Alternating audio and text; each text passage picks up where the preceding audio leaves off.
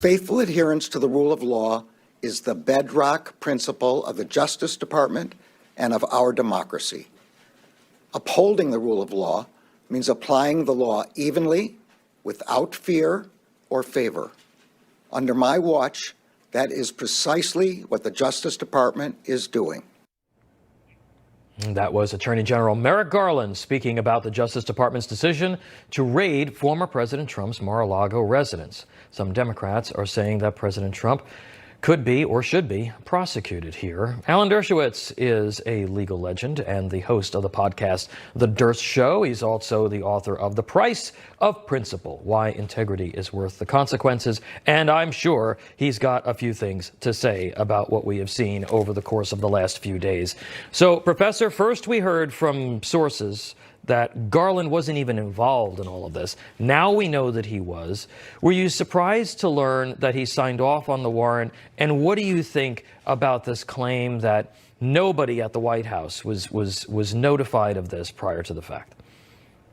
Well, previously on Newsmax, I said that I was sure Garland signed off. There's no way that the president is searched without the Attorney General signing off. I don't know whether specific people in the White House were involved, but I do believe that probably President Biden was not notified because they try to keep a sharp separation between the Justice Department and the White House on issues of this kind. Look, I admire everything Garland, who is a former student at Harvard Law School, said, equal application of the law. He also said that you don't use search warrants if you can get less intrusive mechanisms. I wish he would follow his own standards. No equality here. Obviously, he has to explain why different rules are being applied to him than were applied to former presidential candidate Hillary Clinton and former National Security Advisor Sandy Berger, who also were accused of compromising classified material. There were no search warrants. There were no criminal investigations or prosecutions. There was an administrative fine against Berger.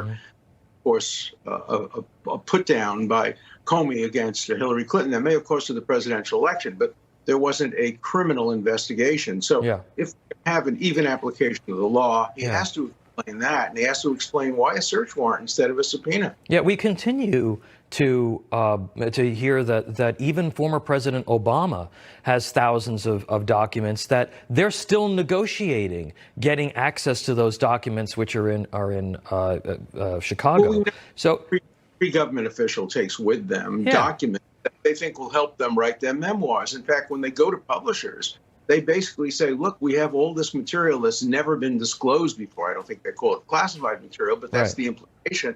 And we can write this, this bestseller book based on that. You have to have one standard, one rule. You can't have a different Republicans and Democrats. But it's not the only place in which a double standard applies. How they arrest people now, people like Peter Navarro, people like Paul Manafort, people like Roger Stone, put them in shackles and handcuffs. Do you know how they arrest people when they're Democrats? When I've represented many of them, they call you up on the phone and they say, oh, your client has been indicted. Would you bring him in tomorrow morning and he'll be arraigned? And I say, no, tomorrow's a little inconvenient. Can we wait until Thursday?